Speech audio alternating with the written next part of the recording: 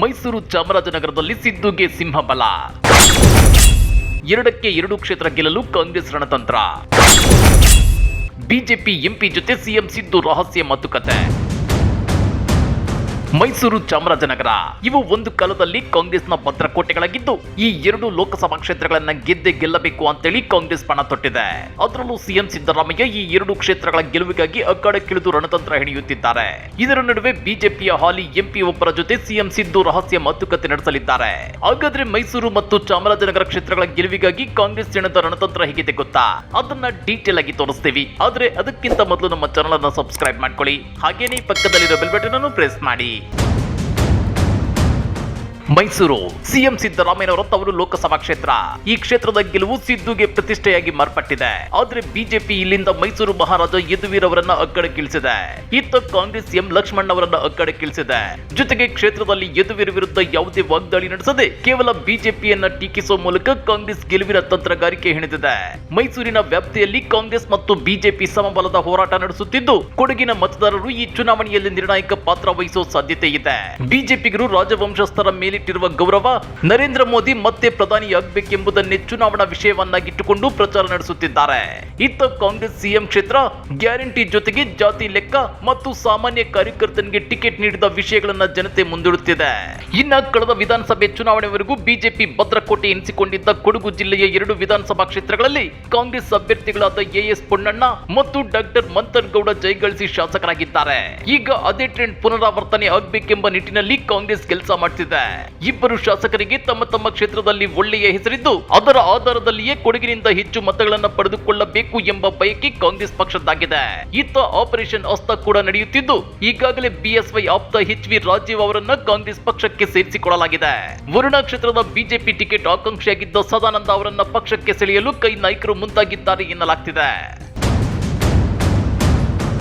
ಇದು ಮೈಸೂರಿನ ಲೆಕ್ಕಾಚಾರವಾದರೆ ಇತ್ತ ಚಾಮರಾಜನಗರದಲ್ಲೂ ಸಿದ್ದು ಟೀಮ್ ಫುಲ್ ಆಕ್ಟಿವ್ ಆಗಿದೆ. ಈ ಕ್ಷೇತ್ರದಲ್ಲಿ ಸಿದ್ದರಾಮಯ್ಯನವರ ಒಂದು ಕಾಲದ ಆಪ್ತ ಮತ್ತು ಬಿಜೆಪಿಯ ಹಾಲಿ ಸಂಸದ ವಿ ಶ್ರೀನಿವಾಸ್ ಪ್ರಸಾದ್ ಅವರನ್ನ ಸೆಳೆಯುವ ಮೂಲಕ ಕಾಂಗ್ರೆಸ್ ಇವರ ಬೆನ್ನಿಗಿದ್ದ ವೋಟ್ ಬ್ಯಾಂಕ್ ಅನ್ನ ಸೆಳೆಯುವ ಯತ್ನ ನಡೆಸುತ್ತಿದೆ. ಹಾಗಾದ್ರೆ ಶ್ರೀನಿವಾಸ್ ಪ್ರಸಾದ್ ಮತ್ತು ಸಿದ್ದು ಮಧ್ಯೆ ಈ ಹಿಂದೆ ಮುನಿಸು ಏರ್ಪಟ್ಟು ದೂರವಾಗಿದ್ದೇಕೆ ಗೊತ್ತಾ? ಅದನ್ನ ಒಂದ್ ಸ್ವಲ್ಪ ಡೀಟೇಲ್ ಆಗಿ ತೋರಿಸ್ತೀವಿ ನೋಡಿ. ಮೈಸೂರು ಚಾಮರಾಜನಗರ ಭಾಗದಲ್ಲಿ ಸಿದ್ದರಾಮಯ್ಯ, ಎಚ್.ಸಿ. ಮಹದೇವಪ್ಪ, ವಿ ಶ್ರೀನಿವಾಸ್ ಪ್ರಸಾದ್ ಮತ್ತು ಎಚ್. ವಿಶ್ವನಾಥ್ ಇವರೆಲ್ಲ ಕುಚುಕು ಗೆಳೆಯರಾಗಿದ್ದರು. ಆದ್ರೆ ಈ ಹಿಂದಿನ ಸಿದ್ದು ಸರ್ಕಾರದ ಸಂಪುಟದಲ್ಲಿ ವಿ ಶ್ರೀನಿವಾಸ್ ಪ್ರಸಾದ್ ಅವರನ್ನ ಕೈ ಬಿಡಲಾಗಿತ್ತು. ಅದೇ ರೀತಿ ಎಚ್ ವಿಶ್ವನಾಥ್ ಅವರನ್ನ ಸಂಪುಟಕ್ಕೆ ಸೇರಿಸಿಕೊಂಡಿರಲಿಲ್ಲ. ಹೀಗಾಗಿ ಎಚ್ ವಿಶ್ವನಾಥ್ ಮತ್ತು ವಿ ಶ್ರೀನಿವಾಸ್ ಪ್ರಸಾದ್ ಇಬ್ರು ಸಿಡಿದು ಪಕ್ಷದಿಂದ ಹೊರ ನಡೆದಿದ್ರು. ಚಾಮುಂಡೇಶ್ವರಿ ವಿಧಾನಸಭಾ ಕ್ಷೇತ್ರದಲ್ಲಿ ಸಿದ್ದರಾಮಯ್ಯ ಸೋಲಿಗೆ ಶ್ರೀನಿವಾಸ್ ಪ್ರಸಾದ್, ಎಚ್ ವಿಶ್ವನಾಥ್ ಪರೋಕ್ಷವಾಗಿ ಕಾರಣರಾಗಿದ್ರು. ಆದ್ರೀಗ ಬದಲಾದ ಕಾಲಘಟ್ಟದಲ್ಲಿ ಇಬ್ಬರ ಮುನಿಸು ಕೂಡ ಮರೆಯಾಗಿದೆ. ಎಂಎಲ್ಸಿ ಆಗಿರೋ ಎಚ್ ವಿಶ್ವನಾಥ್ ಬಿಜೆಪಿಯಲ್ಲೇ ಇದ್ರು ಕಾಂಗ್ರೆಸ್ ಪರ ಬ್ಯಾಟಿಂಗ್ ಮಾಡ್ತಿದ್ದಾರೆ. ಇತ್ತ ವಿ ಶ್ರೀನಿವಾಸ್ ಪ್ರಸಾದ್ ಅವರ ಎಂಪಿ ಅವಧಿ ಕೂಡ ಮುಗಿಯುತ್ತಾ ಬಂದಿದ್ದು, ಚುನಾವಣಾ ರಾಜಕೀಯಕ್ಕೆ ನಿವೃತ್ತಿ ಘೋಷಿಸಿದ್ದಾರೆ. ತಮ್ಮ ಅಳಿಯನಿಗೆ ಚಾಮರಾಜನಗರ ಲೋಕಸಭಾ ಕ್ಷೇತ್ರದ ಟಿಕೆಟ್ ಸಿಗದಿದ್ದಕ್ಕೆ ಮುನಿಸಿಕೊಂಡಿದ್ದ ವಿ ಶ್ರೀನಿವಾಸ್ ಪ್ರಸಾದ್ ಅಳಿಯನನ್ನ ಕಾಂಗ್ರೆಸ್ ಪಕ್ಷಕ್ಕೆ ಸೇರ್ಪಡೆ ಮಾಡಿದ್ದಾರೆ. ಇದೀಗ ಹಳೆ ಮುನಿಸು ಮರೆತು ಇಬ್ಬರು ದಿಗ್ಗಜರು ಒಂದಾಗಲು ವೇದಿಕೆ ಸಜ್ಜಾಗುತ್ತಿದೆ.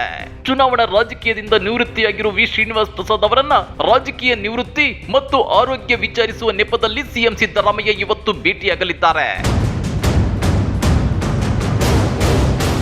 ಇದೇ ವೇಳೆ ಸಿಎಂ ಸಿದ್ದರಾಮಯ್ಯನವರು ಮೈಸೂರು ಮತ್ತು ಚಾಮರಾಜನಗರ ಲೋಕಸಭಾ ಕ್ಷೇತ್ರವನ್ನ ಗೆಲ್ಲಲು ತಂತ್ರ ರೂಪಿಸಿದ್ದು, ಮತ್ತೆ 2 ಕ್ಷೇತ್ರಗಳನ್ನ ಗೆಲ್ಲುವತ್ತ ಚಿತ್ತ ಹರಿಸಿದ್ದಾರೆ. ಇಂದು ವರುಣಾ, ಟಿ. ನರಸೀಪುರ ಕ್ಷೇತ್ರಗಳಲ್ಲಿ ಪ್ರಚಾರ ಸಭೆ ನಡೆಸಲಿದ್ದಾರೆ. ನಾಳೆ ಮೈಸೂರಿನ ಚಾಮರಾಜನಗರ ಕ್ಷೇತ್ರದಲ್ಲಿ ಪ್ರಚಾರ ಸಭೆ ನಡೆಸಲಿದ್ದು, ನಾಡಿದ್ದು ಮೈಸೂರು ಕೊಡಗು ಲೋಕಸಭಾ ಕ್ಷೇತ್ರದ ಅಭ್ಯರ್ಥಿ ಎಂ ಲಕ್ಷ್ಮಣ್ ಹಾಗೂ ಚಾಮರಾಜನಗರ ಲೋಕಸಭಾ ಕ್ಷೇತ್ರದ ಅಭ್ಯರ್ಥಿ ಸುನಿಲ್ ಬೋಸ್ ನಾಮಪತ್ರ ಸಲ್ಲಿಕೆಯಲ್ಲಿ ಭಾಗಿಯಾಗಲಿದ್ದಾರೆ. 2 ಕ್ಷೇತ್ರಗಳ ಅಭ್ಯರ್ಥಿಗಳ ನಾಮಪತ್ರ ಸಲ್ಲಿಕೆಯಲ್ಲಿ ಭಾಗಿಯಾಗೋದ್ರ ಮೂಲಕ ಬೃಹತ್ ಶಕ್ತಿ ಪ್ರದರ್ಶನ ಸಿಎಂ ಸಿದ್ದರಾಮಯ್ಯ ಪ್ಲಾನ್ ಮಾಡಿದ್ದಾರೆ. ಬಿಜೆಪಿ ನಾಯಕ ವಿ ಶ್ರೀನಿವಾಸ್ ಪ್ರಸಾದ್ ಬೆಂಬಲದ ಮೂಲಕ ಚುನಾವಣೆ ಗೆಲ್ಲಲು ಪ್ಲಾನ್ ರೂಪಿಸಿದ್ದಾರೆ.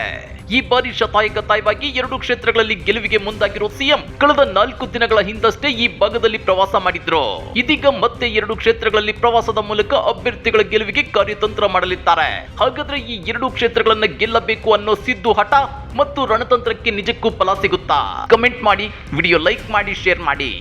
ಇಂಥ ಮತ್ತಷ್ಟು ರೋಚಕ ರಾಜಕೀಯ ಸುದ್ದಿಗಳನ್ನ ಮಿಸ್ ಮಾಡದೆ ನೋಡಬೇಕು ಅಂದ್ರೆ ನಮ್ಮ ಯೂಟ್ಯೂಬ್ ಚಾನೆಲ್ ಅನ್ನ ಸಬ್ಸ್ಕ್ರೈಬ್ ಮಾಡ್ಕೊಳ್ಳಿ.